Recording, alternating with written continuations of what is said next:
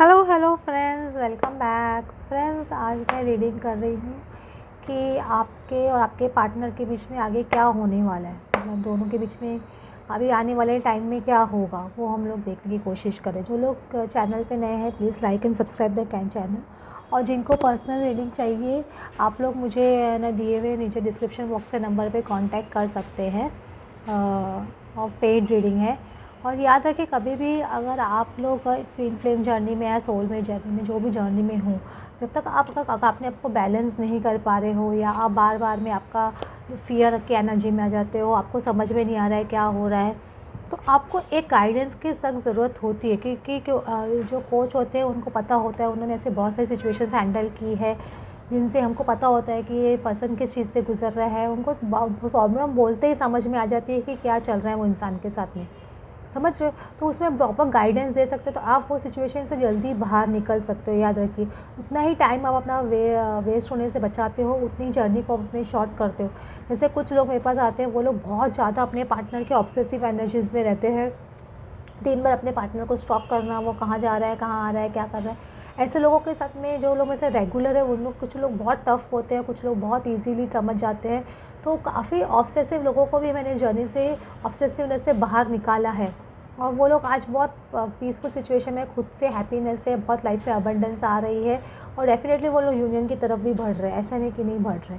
तो अपनी जर्नी को आप खुद एनालाइज़ कीजिए, आप कौन से जगह पे हो, क्या हो, और अपना एक गाइडेंस डेफिनेटली लेते रहिए। गाइडेंस लेना बहुत ज़रूरी है। मैं बहुत फ्लेक्सिबल हूँ। लोग वो जितने लोग भी जाते हैं बोलते मैडम टैरो रीडर हो, कितने फ़ोन पे जवाब भी देते, मैसेज करते हैं तो मैसेज का भी जवाब बहुत मुश्किल से देते हैं, देर से देते हैं, और सेशन लेने के बाद में तो बात ही नहीं करते।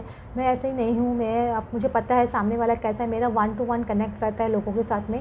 मुझे पता है इस पर्सन को भी मेरी ज़रूरत है, या उसको अभी इस आंसर की ज़रूरत है, या उस चीज़ की ज़रूरत है, तो मैं उनसे उस वक्त उनका फ़ोन लेती हूँ। ऐसा नहीं फ़ोन पे बात नहीं करती हूँ कुछ। अब मेजॉरिटी आप जितने भी टैरो रीडर के पास जाइए, वो आपका फ़ोन नहीं लेंगे जब तक आप पैसे नहीं भराते तब तक। तो 10 ऑफ एरोज़ का कार्ड है, तो मुझे डेफिनेटली लगा कि आप लोगों की लाइफ में जो लोग ने आपको धोखा दिया है, या जो लोग ने आप लोगों को बहुत परेशान किया, वो उसका एक एंडिंग डेफिनेटली मुझे आ रहा है। आपकी लाइफ में एक बहुत मेजर साइकिल, 10 ऑफ सॉर्ड्स कभी भी एक मेजर साइकिल का एंड हो रहा है। मोस्टली जो लोग ने आपको धोखा दिया है, मतलब आपके रिलेटिव्स ने आपको धोखा दिया है, या आपके पार्टनर ने आपको धोखा दिया है, या आपके पार्टनर के उनकी फैमिली ने, किसी ने, या थर्ड पार्टी ने धोखा दिया, तो वो मुझे एक डेफिनेटली एंडिंग की तरफ जाते हुए दिख रहा है। बहुत सॉलिड एंडिंग की तरफ मूव ऑन हो रहे हैं। और ये एक आपका एक पर्सन हो सकता है कि आपके पर्सन खाली ड्रीम्स देखते थे, या आप खाली ड्रीम्स देखते थे। तो ओनली ड्रीमिंग का जो प्रोसीजर है ना, वो भी आपका थोड़ा, मुझे लग रहा है, थोड़ा कम होने वाला है, ऐसे मुझे लग रहा है। क्योंकि आपकी पिक्चर एक कंप्लीट होने आ रही है, दिख रहा है इसमें, एक इंसान एक पिक्चर कंप्लीट कर चुका है। तो डेफिनेटली आपका एक जो ड्रीमिंग है, बस खाली सपने ही देखते रहना और आगे कुछ नहीं करना, तो ये चीज़ भी एक एंड होते हुए मुझे दिख रही है। 2 ऑफ कप्स का कार्ड है। मुझे लग रहा है कुछ लोगों के केस में कुछ लोगों की अपने पसंद से रात में मीटिंग हो सकती है, मुझे ऐसे लग रहा है कि बहुत पॉसिबिलिटी। 2 ऑफ कप्स एक मीटिंग का कार्ड भी होता है, या हो सकता है आप लोग का, अगर आप लोग ज़्यादा नॉन कॉन्टैक्ट जोन में हो, तो आप लोग ऐसे इवेंट पे आमने सामने आ सकते हो, एक ऐसे इवेंट में एक दूसरे को मिल सकते हो, ऐसी जगह पे मिल सकते हो जहाँ अनएक्सपेक्टेड था। वैसा कुछ मुझे डेफिनेटली दिख रहा है। और कुछ लोगों को ये भी पता चल सकता है कि आपके पार्टनर एक सिंगल हो चुके हैं, सिंगल लाइफ में है, मुझे ऐसे लग रहा है अभी। तो 9 ऑफ कॉइंस मेनली अभी भी सिंगल होने का कार्ड है, या 4 ऑफ एरोज़ का कार्ड है। तो ऐसे भी हो सकता है आप लोगों को पता चले कि आपके पर्सन अपने स्पाउस से सेपरेट हो गए हैं, सेपरेट में रह रहे हैं, क्योंकि इसमें 2 पर्सन सेपरेटली दे, क्योंकि सेपरेट डायरेक्शन में। तो ये चीज़ भी आपको पता चल सकती है कि आपके पर्सन कम्प्लीटली अपने उनके पार्टनर के साथ में नहीं रह रहे हैं, उनके स्पाउस उनके साथ में नहीं रह रहे, दोनों जगह सेपरेशन फेस चल रहा है। आपके person already almost single life जी रहे। अगर वो थर्ड पार्टी सिचुएशन में थे, तो अगर सपोज थर्ड पार्टी सिचुएशन में नहीं थे, तो आपके पर्सन अभी, मुझे नहीं लग रहा है कोई भी पर्सन के साथ में इन्वॉल्व हो रहे हैं, या कोई भी पर्सन के साथ में उनकी कुछ ट्यूनिंग बैटरी या कुछ उनका कनेक्शन हो रहा है। क्योंकि ये 4 ऑफ एरोज़ कम्प्लीटली हीलिंग का प्रोसीजर है। तो आपके पर्सन, मुझे ऐसा लग रहा है कि सिंगल होके एक सिंगल लाइफ जी रहे हैं, और उसको हील भी कर रहे हैं। ऐसा नहीं कि हील नहीं कर रहे, हील भी डेफिनेटली कर रहे हैं। उस सिचुएशन को। हो सकता है अगर सपोज आपके person already third party situation में तो अभी सिंगल होकर अपने आप को हील करने की कोशिश कर रहे हैं। 7 ऑफ कॉइंस का कार्ड है। मुझे एक कुछ आपके पर्सन को कुछ मनी फ्रस्ट्रेशन भी लगता है मुझे, स्पेशली मुझे लग रहा है कि आपके पर्सन का एक बचपन से चाइल्डहुड ड्रीम रहा है कि उनको एक बहुत फाइनेंशियली ग्रो करना है, एक बहुत बड़ा नाम बनाना है, बहुत बड़ा एक लग्जरियस लाइफ जीनी है। मुझे बहुत उनके ड्रीम्स बचपन से रहे, उनके एक्चुअली माइंड में देख रहे इन्फ्यूज़ किया गया है, स्पेशली उनके पेरेंट्स की जगह तरफ से। तो वो उनके दिमाग में ऐसे बैठ गया कि बस मुझे मटेरियलिस्टिक लाइफ चाहिए, मटेरियलिस्टिक मनी चाहिए, मटेरियलिस्टिक पैसा चाहिए, मुझे एक नेम फेम चाहिए, बस यही चीज़ उनके दिमाग में रह गया। तो वे भी उनका एक इनर चाइल्डहुड वूंड ही बोलेंगे, क्योंकि जो उनके सपने ऐसे उनके दिमाग में ऐसे सपने बीज बो दिए गए, तो उसकी वजह से ये पर्सन बहुत ज़्यादा मटेरियलिस्टिक चीज़ों को चूज़ करता था या स्टेटस की जगह ज़्यादा ध्यान देते थे, इसलिए इनके पेरेंट्स जो बोलते थे वो करते थे। तो ये भी एक इशू है जो हील होने वाला, मैं ऐसे बोलूँगी। 4 ऑफ स्ट्रेस का कार्ड है, तो मुझे ऐसा लगता है आपके पर्सन का और आपके आने वाले टाइम में कुछ डिस्कशन हो सकता है मैरिज को लेके या लॉन्ग टर्म कमिटमेंट को लेके, आप दोनों के बीच में जो लव है उसको लेके, क्योंकि एस ऑफ कप्स से डेफिनेटली एक लव डेफिनेटली है। तो ये चीज़ आपके पर्सन के बीच में बहुत ज़्यादा डिस्कशन हो सकती है आने वाले टाइम में। हर एक का नहीं बोल रही हूँ, या कुछ लोगों के ड्रीम स्टेट में भी ऐसा हो सकता है, कुछ लोगों को ऐसे ड्रीम में, क्योंकि जिन लोगों के पर्सन नॉन कॉन्टैक्ट जोन में होते हैं तो मोस्ट प्रॉब्ली उनका कि जब ऐसे आप इनर वर्क करते हो तो आपकी एक ड्रीम स्टेट बहुत ज़्यादा, सबकॉन्शियस माइंड बहुत ज़्यादा एक्टिव हो जाती है। तो उस वक्त अगर आपको कहीं से आंसर्स नहीं मिलते हैं, कुछ नहीं करते, तो आप यूनिवर्स से आंसर्स मांगते हो, तो डेफिनेटली आपके पर्सन ड्रीम स्टेट में आके बता के जाते हैं वो क्या चाहते हैं, क्या नहीं चाहते आपसे, वो कितना प्रिपेयर्ड हुए। कितने लोगों को हर ड्रीम से ही पता चल जाता है कि उनके पर्सन अभी शादी के लिए रेडी है कि नहीं है, वो सिंगल हुए कि नहीं हुए, क्योंकि ये सब चीज़ ड्रीम्स में होते हैं, बिलीव में ये होता है।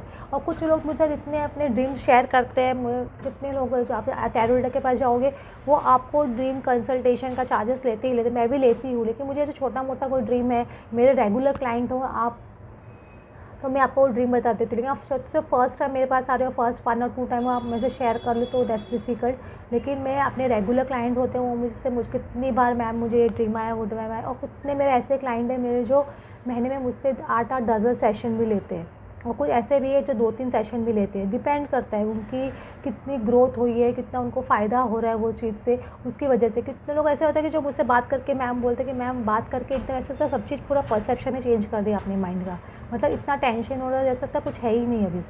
ये चीज़ आना बहुत ज़रूरी है। जब तक आप अपने वही नेगेटिव एनर्जी में रहोगे, आप वो एनर्जी को बिल्टअप करते जाओगे, बिल्टअप करते जाओगे, बिल्टअप करते जाओगे। अगर आपसे वो एनर्जी नहीं टूट रही है तो आपको ऐसे लोगों से कंसल्टेशन करना चाहिए जो आपकी वो नेगेटिव एनर्जी को ब्रेक करे, समझ रहे हो, और आपको एक पॉजिटिव लाइट दिखा सके, आपको वो रास्ता दिखा सके जो आपको ज़रूरत है। क्योंकि ये जर्नी में जब आप सेपरेशन फेज़ में होते हो तो आपको बहुत ज़्यादा फियर दिखाया जाएगा, आपको ऑल ऑफ अ सडन नहीं बैठे हुए ऐसे ऐसे ड्रीम्स आने लग जाएंगे, ऐसे थॉट्स आने लग जाएंगे कि सब कुछ ख़त्म हो गया है, कुछ नहीं हो सकता इस रिलेशनशिप का, क्या करेंगे, मुझे तो लग रहा है वो पर्सन कभी आएगा ही नहीं, आएंगे ही नहीं। ये आपको आना स्वाभाविक है। तो ये एनर्जी उस वक्त आपको तोड़ना बहुत ज़रूरी है, specially new moon full moon के आसपास बहुत ज़्यादा होता है। और जिनका चंद्रमा हर 2.5 दिन में प्लेस चेंज करता है, तो आपका चंद्रमा 3rd house, 6th house, 8th house या 12th हाउस में जब वो दिन आते हैं महीने के, तो उस वक्त भी आपकी एनर्जी बहुत ज़्यादा फ्लक्चुएट होती है, स्पेशली जब 6th और 8th हाउस में होते हैं, और तो आपकी एनर्जी बहुत ज़्यादा ख़राब होती है। और 12th हाउस में आते हैं तो आपकी हेल्थ को इफ़ेक्ट करता है। तो इसीलिए आपको होता है ना, महीने के कुछ दिन आपको ऐसे होते हैं कि आपको बहुत तकलीफ़ हो रही है, तो ये सब चीज़ आपके उसकी वजह से भी होता है। तो आपको उस वक्त वो 2-2.5 दिन आप समझ जाते हो, तो आपको पॉजिटिव आपको उस वक्त रखना ज़रूरी होता है, तो वो आप कर लेते हो तो आपकी एनर्जी ऑटोमेटिकली चेंज हो जाती है। सब 5 ऑफ वैंस का कार्ड आ रहा है, तो 5 ऑफ वैंस मुझे एक कुछ ना कुछ ऐसे ही क्या आर्ग्यूमेंट का कार्ड होता है, ये कॉन्फ्लिक्ट का कार्ड होता है।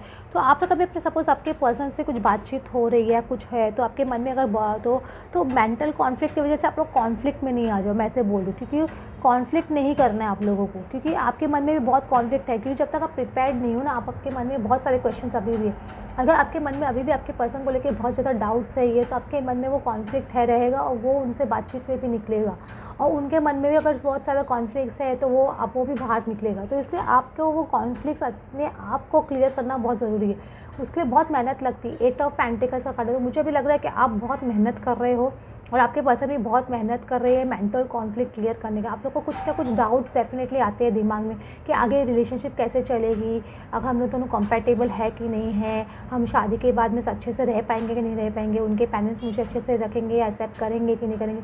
तो ये सब चीज़ पे आप लोग वर्क कर रहे हो, आप लोग एक टेलीपैथिक टॉक भी हो रही है, उसमें आप उसको सॉल्व करने की कोशिश कर रहे हो।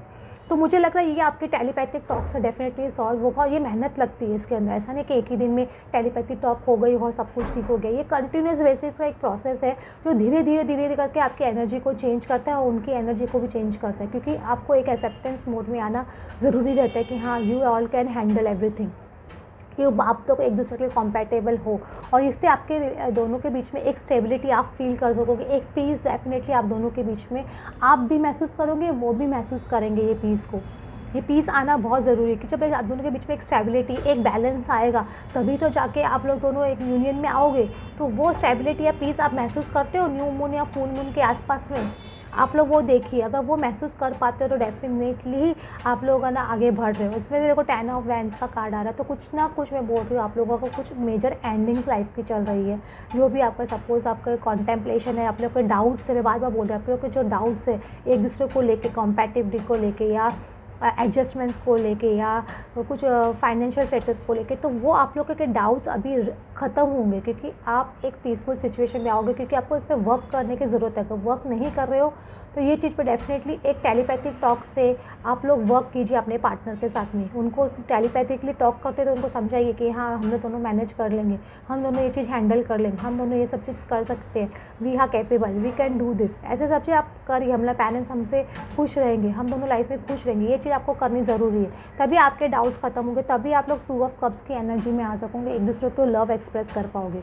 5 ऑफ कप्स की एनर्जी भी डेफिनेटली आ रही है, तो आप लोगों को हो सकता है आने वाले टाइम में थोड़ा गिल्ट भी महसूस हो, तो वो गिल्ट को भी आपको है ना, मैं बार बार बोल रही हूँ आपको, ये गिल्ट को या जो ब्लॉकिंग आपको उन्होंने की है, जो भी आपके मन में वो डाउट चल रहे हैं उनके आपको लेके, या उनको मन में बहुत ज़्यादा वो गिल्ट है आपको लेके कि उन्होंने आपको बहुत टाइम तक ब्लॉक रखा या आपसे बातचीत नहीं की, आपसे भागते रहे, तो ये चीज़ भी उनको इक्वल गिव एंड टेक करना चाहिए था। 6 ऑफ पेंटिकल्स है, तो वो चीज़ के डाउट भी आपको उनको टेलीपैथिक टॉक करते हो तब आपको वो करना ज़रूरी है कि वो चीज़ को ख़त्म करें। तो आपको भी वो सपोज़ कुछ गिल्ट हो रहा है कि मैंने ऐसे किया वैसे किया, तो वो दोनों गिल्ट को डिसॉल्व कीजिए। जब टेलीपैथिक टॉक करते हो, साथ साथ में बात करते हो, तब तो बहुत ही अच्छी बात है। आप साथ साथ में बात कर रहे हो तब तो एक दूसरे से बैठ के क्लियर कर ही सकते हो, सब उनको मैसेज करके भी क्लियर कर सकते हो जिनको ऐसे लगता है। अगर ऐसा नहीं है तो आप डेफिनेटली एक टेलीपैथिक टॉक करके उनसे ये सब चीज़ क्लियर कीजिए, तो आप लोग एक स्टेबिलिटी में आएंगे और आप देखोगे कि आपकी रिलेशनशिप एक डेफिनेटली आगे बढ़ रही है। तो ये एनर्जी मुझे आगे आने वाले टाइम में आप दोनों की दिख रही है, तो आप लोग दोनों इस पर वर्क कीजिए और ये आप लोगों को डेफिनेटली यूनियन की तरफ ले जा रही है। जो मैं ये आज की रीडिंग में बता रही हूँ आपको जल्दी से कोई बताएगा नहीं, ये सब का ना एक्चुअली कंसल्टेशन में बताया जाता है। ट्विन फ्लेम कोच बताते हैं जब आप आपकी खुद की बात सुनकर, तो मैं आपको बता रही हूँ, आपको इतनी वैल्यूएबल इन्फॉर्मेशन मिल रही है, आपको इन्फॉर्मेशन, आपको गाइडेंस मिल रही है। समझ लो कि किस तरह से आपको अपनी एनर्जी बैलेंस करनी है, किस तरह से टेलीपैथिक टॉक करनी है। ये बड़े से बड़े ट्विन फ्लेम कोच भी जल्दी से नहीं बताते, जब तक आप उनसे वो लोग क्या करते हैं, सेशन का प्राइस कम लगते हैं, लेकिन क्या करते हैं, जब तक आप उनसे 5 या 6 सेशन नहीं लेते तब तक वो आपको मेन चीज़ है वो बताएंगे ही नहीं। आपको लगता है वहाँ पैसे कम है, लेकिन वो हमको है ना 1 सेशन लिया, 2 सेशन लिया, 3 सेशन, चौथी 5वीं सेशन में आपको बताएंगे। मैं ऐसा नहीं है, मैं फर्स्ट सेशन में जितनी ज़रूरत होती है आपको उतना बताती हूँ, क्योंकि मुझे पता है इस पर्सन की जर्नी डिले होगी अदरवाइज़। समझ रहे हो, वहाँ पे वो लोग अपना कर्मा क्रिएट कर रहे हैं, वो उनकी अलग बात है, वो उनका बात डिस्कशन नहीं करना चाहती, वो उनकी बात है। लेकिन मैं अपना कॉन्शियस क्लियर करके, मुझे पता है कि मैं क्या कर रही हूँ, मैं अपना कॉन्शियस क्लियर करके जो साईं बाबा मुझे गाइडेंस देते हैं मैं वैसे उन करती हूँ। Okay friends, thanks for watching.